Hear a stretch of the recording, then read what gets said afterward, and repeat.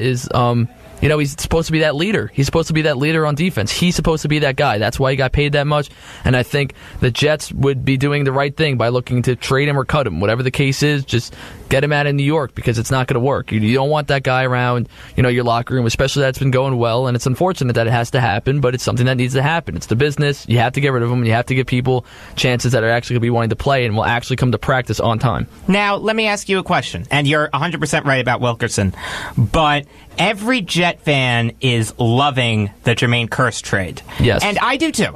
Great job, Mike McCagnon. But would you have rather seen Wilkerson go now than Richardson? It's kind of an interesting situation. McCagnon let the wrong one go. No, but you have to look at it this. And Jacob, you were saying this a lot too. You wanted Richardson gone for the reason that he was such a trouble in the locker room, and which he was. So's Wilkerson. All right, yes, but not. I wouldn't say nearly as bad as Richardson. You're right. And he had the off the field issues, driving 100 miles per hour. Exactly. With marijuana I feel like Richardson had a lot more baggage, than Muhammad Wilkerson. And also, again, it was kind of harder to ship out Wilkerson at the time because of the contract deal. Now that he's in the second year of the contract, it's a little easier because it's not too much of a hit to the cap space. So I think that's also another reason why they look to get rid of Richardson, is that he was in his contract year, so ship him off when you can instead of losing him. No, I agree with you that the Jets should have traded Sheldon Richardson. I 100% agree with that.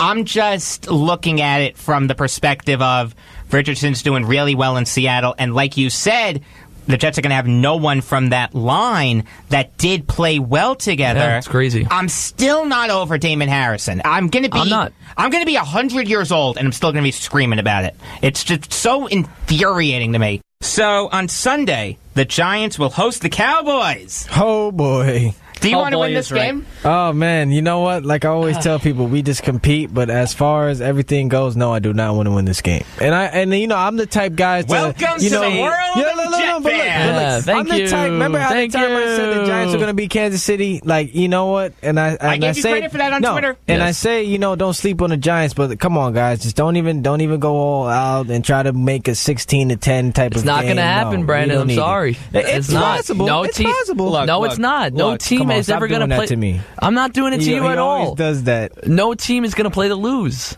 I was saying this about the Jets. I agree. I'm sure they're not going to play because Eli Manning, he's a starter, and it's not just Eli. It's to win. I wouldn't say he's a starter. I said he prepares to win. I said he's a starter, and he prepares to win. You know what I'm saying? That's his mindset. I mean, every player tries to. I don't think he wants to saying in their situation right now. Just to be clear, Eli's starting this week. Yes. Right? Oh my God, that is a whole different thing. Yeah, that just got snapped for no reason. No, wait a minute, get into it because I wasn't here for it. Well, basically, what I said about this, before McAdoo and Reese got fired, I thought that it was the stupidest move ever, and I'm going to tell you why. First off, I resigned myself to the fact that Eli Manning is not going to be there forever. We can all agree that. Every good thing must come to an end. And Eli Manning was a very good thing for the Giants. But what I brought up to when we interviewed Tom Rock on Tuesday was, would the outcry have been as big if McAdoo and Reese came out and said Davis Webb is starting? And I came to the conclusion that it would have been no. Because then I feel like that you would have expected. Because I know what Geno Smith can do. And Jacob and Dom, you know what Geno Smith can do, and it's not good. And you guys were loving that signing. I remember when he signed. The only reason why I liked the signing, I'm not going back on my word, I liked the signing when it happened. Because my stupid brain was deciding, hey, he's not going to play anyway. Eli's the starting quarterback. But you know what? Eric is a quality backup, too. That complements Eli. The destroyer of both New York teams. He really is. But look, let's just be honest. Eli is not going to be here next year. By the time March comes around... You don't think he's going to be here next year? No. I don't think he's going to be here next year. I wouldn't go that far. I'm with you on that. I think by the time it hits March, when he gets that $5 million bonus, they're not going to give it to him. What if the Giants contact John Gruden and he says, I want autonomy and I want Eli Manning as my starter? You wouldn't do it? I'd do it in a heartbeat. I would have loved to have Eli as our starter next year. I'm just saying from the general manager standpoint. But the general manager, who it is right now, his name's Kevin Abrams. He's the interim general manager. They're going to get a new general manager, and it's not guaranteed he's going to want to keep Eli Manning. They're most likely going to have a high pick in the draft, and they're going to want to get their own fresh blood. That's what every new coach and manager loves to do. They want their own guys. Let me just bring something up really quick. Jerry Reese didn't do his job this year. The main job that Jerry Reese needed to do was basically enhance the offensive line, which has been the biggest issue for the Giants in the past. It's still the biggest issue for the Giants right now, and it's probably going to be an issue next year, depending on who the next general manager is going to be. And next year, Odell Beckham Jr. is going to be healthy. We have no idea Brandon Marshall is even going to be on the team next year. That's what I say. Who's to say if Eli Manning's even going to be on the team next year? I personally think he will be. You know what's one interesting thing they have to consider this new general manager and head coach?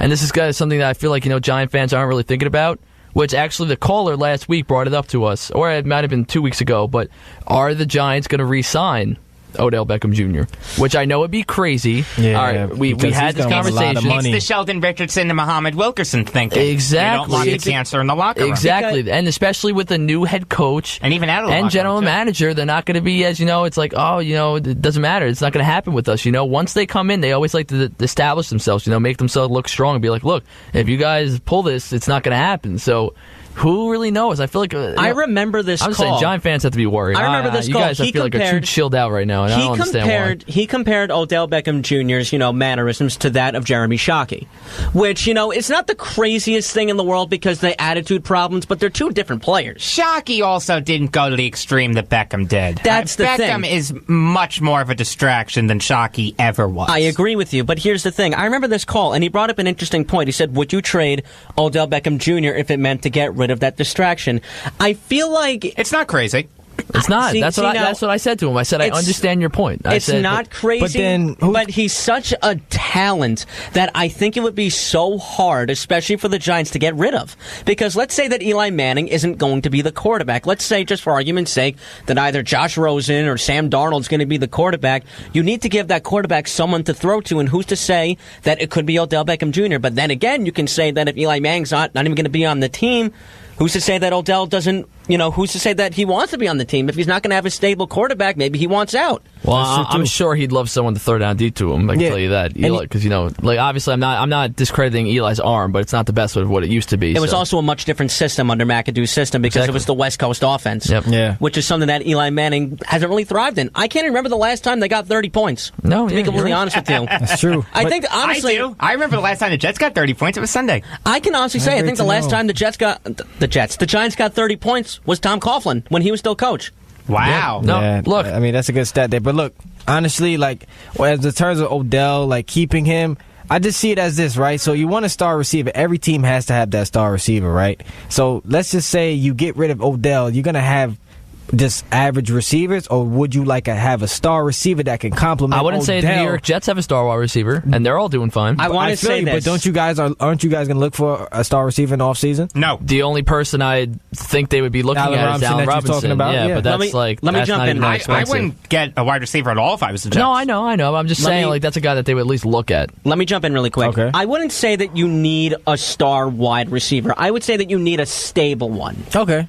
See, here's the thing. The best quarterbacks make their wide receivers look good. Mm-hmm. And Eli Manning always had good wide receivers to work with. All throughout those two Giant Super Bowls, and when the Giants were good, he always had good wide receivers to work with. Yes, now everyone's going down, and Eli isn't doing as well as he did. And now it's a shame that it's falling on him because Eli did nothing wrong. He didn't deserve this. I feel bad for him. I really agree, I really do. A lot of New York fans and everyone who is just a sports fan in general, they see the situation and they know it's not fair for him to be treated like this. It just goes to show you how respected Eli Manning is, too. Did you see, the outcry when everyone was like, what's going on? All the former Giants. Even then, if McAdoo was still coach on Sunday, there would have been a lot of former Giants. I believe, Michael Strahan, Justin Tuck included, OCU Manure, we're going to stand on the sideline with Manning jerseys. That would have been great. It would have been great to see, yeah. It would have been awesome to see, honestly. So we got about 90 seconds left. It's time for the bottom of the ninth. Brandon, we'll start with you, my friend. Hey, the Knicks are over 500 right now. We got to keep the streak going. Hopefully Tim Hardaway gets back very soon, and I'm also DJing tonight here on campus for SOL. Wow, good nice. for you. Congratulations. Yeah, thank you. Really fast, last time the Giants scored 30 points was January 3rd, 2016 against the Eagles. They lost 35-30. Tom Coughlin's last game as Giant head coach. As Eric mentioned. Yep. Dominic? My bottom of the ninth has to go to middle linebacker on the Pittsburgh Steelers, which is Ryan Shazier. He recently went down with that injury, and you don't really know what to expect from him. It's the spine. We all know that. He just had surgery, I believe it was Wednesday night, so they're hoping for the best, but it's looking like he's done for football for a while. You could definitely say that, but it's looking like that he's gonna he might not be able to play again. So prayers that go out to him, and also Baker Mayfield win the Heisman this weekend. He will. He absolutely yes, he will. Eric? I touched on it before he went on the interview, but this goes out to D. Gordon. I thought that the trade from Miami to Seattle was a great trade in terms of D. Gordon. It was supposed to help lure Shohei Ohtani to the Mariners, but obviously he signed with the Angels. And honestly, to me, it was all for nothing at first, but then I thought about it. He can play multiple positions. Although he's blocked by Cano at second and Segura at short, he's playing center field. I think it's a great move for Gordon. I agree. I love that trade for the Mariners. And the Mariners don't have a highly thought-of farm system. They gave up their second and seventh best prospects, according to MLB.com, but I just thought this was a great trade for the Mariners. Eric, I agree with you 100%. So Ron Meyer and Tracy Stallard passed away this week. Ron Meyer... Eric, you're looking at me. You didn't hear it? No, I didn't hear about Stallard, no. Yeah, he passed away yesterday. Ron Meyer, wow, okay. Former coach of SMU, former coach of the Patriots and the Colts. Did well, will be missed. And Tracy Stallard, as we all know, and if you don't, you should be ashamed of yourself, gave up Roger Maris's 61st home run. Eric, what was the final score of that game? I couldn't tell you, honestly. It was 1-0. Really? That was the only score? Oh, okay. Looks like we're about out of time here on Beyond the Game. Fact check. You got me. For Brandon Johnson, see, you had the Giants, I had that. There you go. For Brandon Johnson, Dominic Arbolino, and Eric Fischetti, I am Jacob Valk saying that it's still good to be home.